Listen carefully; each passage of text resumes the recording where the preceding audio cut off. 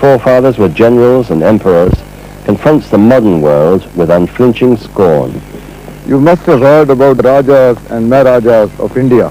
The Nawab is a Muslim man.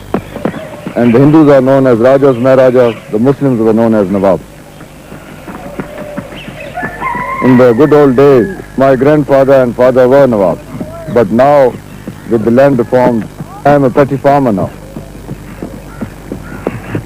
Being born in a very respectable house, one has to be trained very hard for exercise, for work, for administrative basis, because he has to look after so many people and so many families.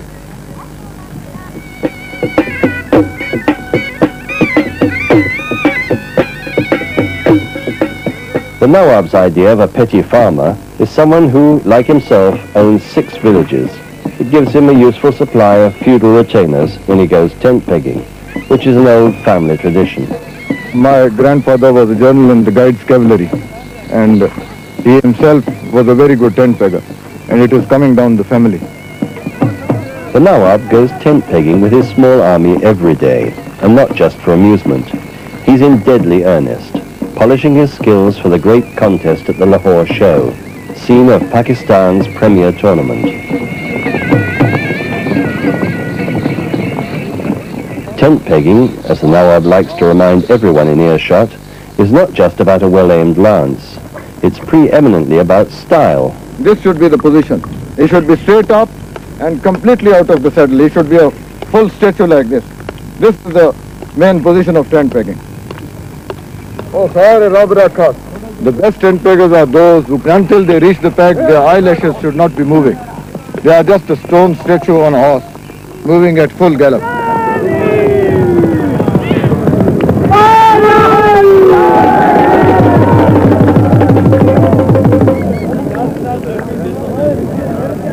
The old cavalries were like this. We are practicing the same thing.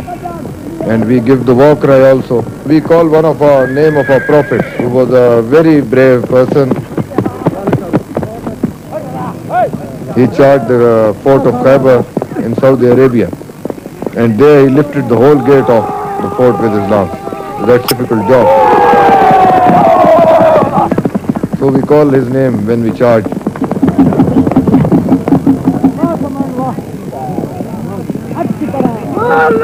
You see, a horse comes with a religion.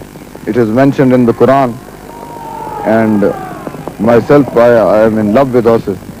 I must see a horse every day. I must ride a horse. I must pat a horse.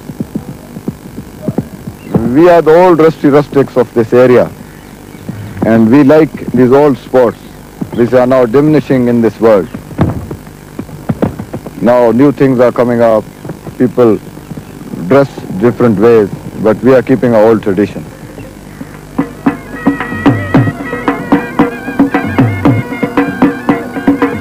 The Lahore show is now only days away, but the Nawab remains a stranger to self-doubt. That was a very good run. The horse was very far away from the peg, and I had to lean all the way out to get the peg. I think this is the best practice for the Lahore show, and I am practicing every day. I'm going to win the show.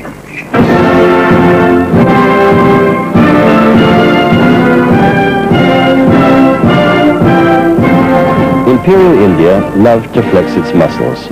Ceremonial parades and sporting contests, for which the English borrowed a native word, gymkhana, were emblems of the power of the Raj itself.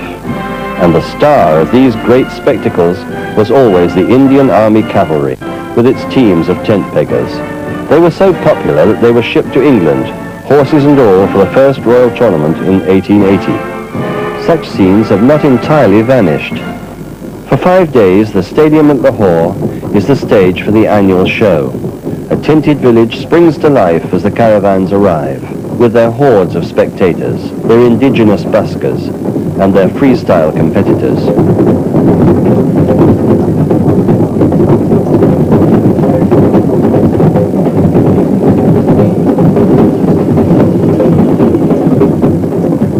Part Horse of the Year show, part military tattoo, it is also a display case for the best breeders of livestock from every corner of Pakistan.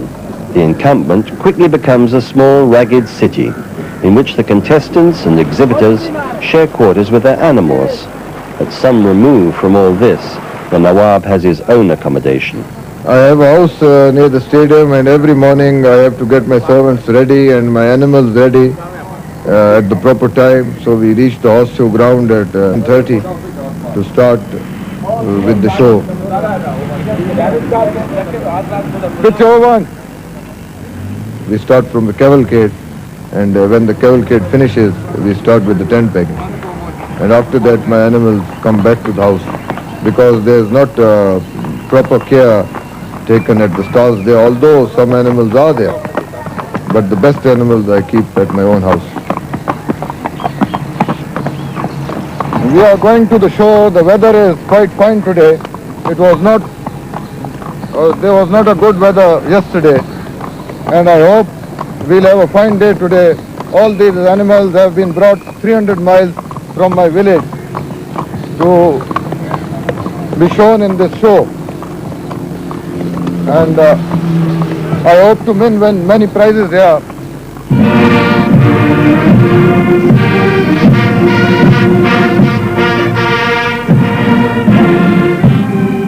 The opening ceremony is notable for the absence of President Zia, but he sent his chief of staff along to deputize. The Nawab will not be pleased.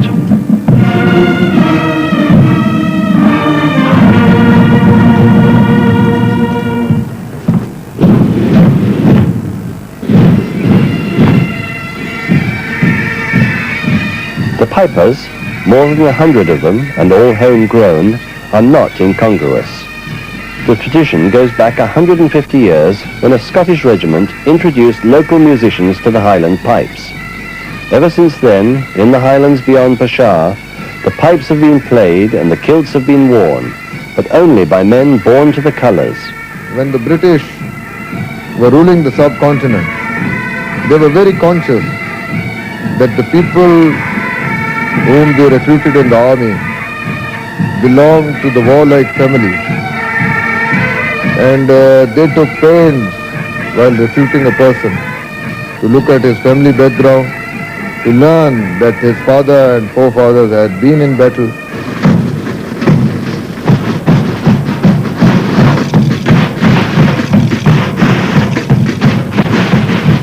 So the persons coming in these old fine cavalry were all of the fighting races.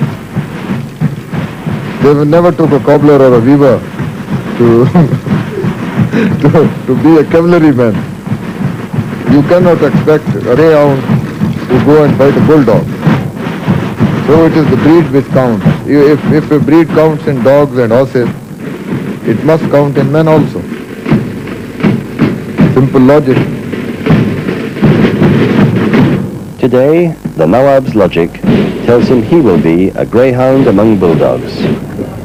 The other competitors think that these old tent peggers who are coming here for the last 30 years have a monopoly over tent pegging. So they want to show that they are better tent peggers than us. But tent pegging is a game which comes from father to son.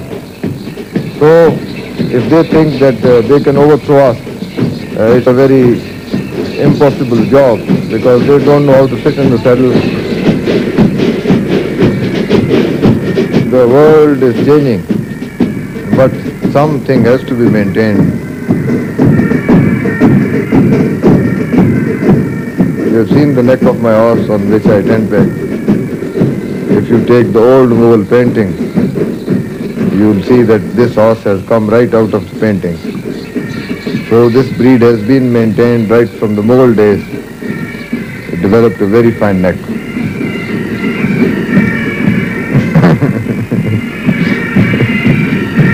Style is always there, you know. And a dying lord should always keep his style. The traditions of the good old days should be maintained.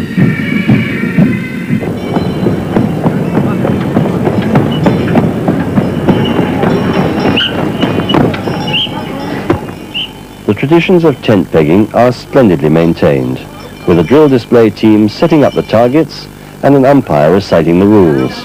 This is the tent pegging we are conducting preliminary rounds of team of 4s.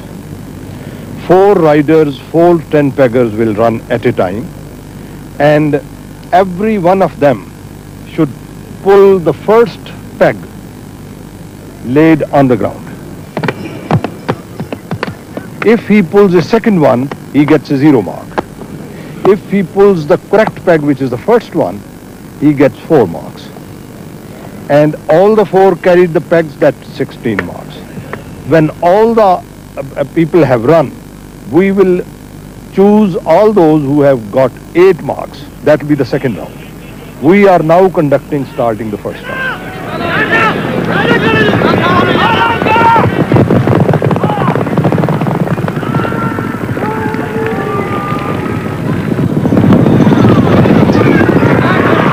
When the British judges were here, they used to see that a tent pegger who came out of his horse received 4 marks for tent pegging, 4 marks for his position, and 4 marks for the run of the horse. But unfortunately, there are no good judges here to judge that. They are given only 4 marks for taking the peg, which I think is a very poor sport now. Any Tom, Dick and Harry riding a small pony could pick the peg up with his hand from the ground. And a 6 foot tall man with a huge horse, where the peg is very hard to pick, if he goes unsuccessful, there are no marks for him. Although he should have received 8 marks for his style and for a good horse.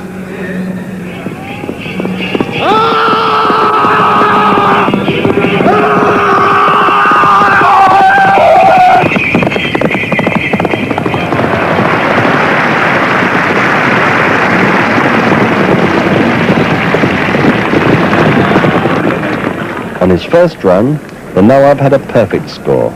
The second run didn't go so well. I hit my peg, it split into 2. So it's an unlucky day for me. I only get 2 marks. Do you think you're out of the competition? No, I'm in. I scored 24 marks on both my runs. So I'm in the competition. Do you think you have a chance of winning or? Sure, I will the competition. I'm sure of winning the competition. If I was still in the old 20s, I would have loved to be on the back of a horse and leading all that cavalry into those old battles and win some flag and success for my company and myself. And you should have a vivid imagination. Think yourself in battle, that you are charging at a fort with the lance, with the whole cavalry behind you, not alone, you see.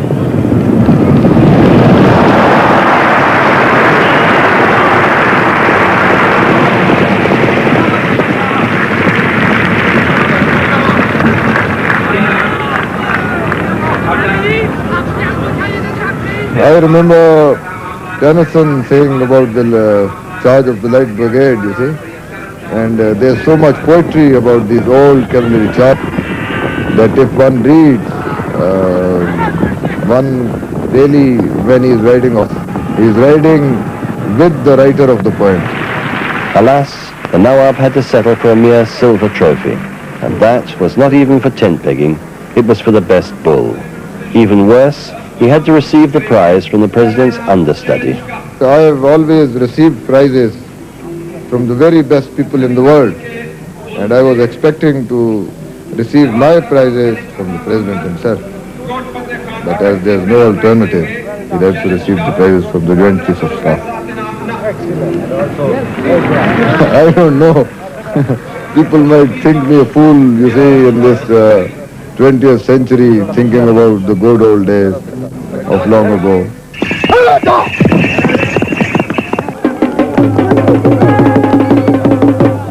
The Nawab of Malakatar, a splendid man of passion, man who says just what he thinks and no messing. And those horses of his, magnificent. How I wish on the odd gloomy day here that I could summon up that mustachioed centaur and his fiery steeds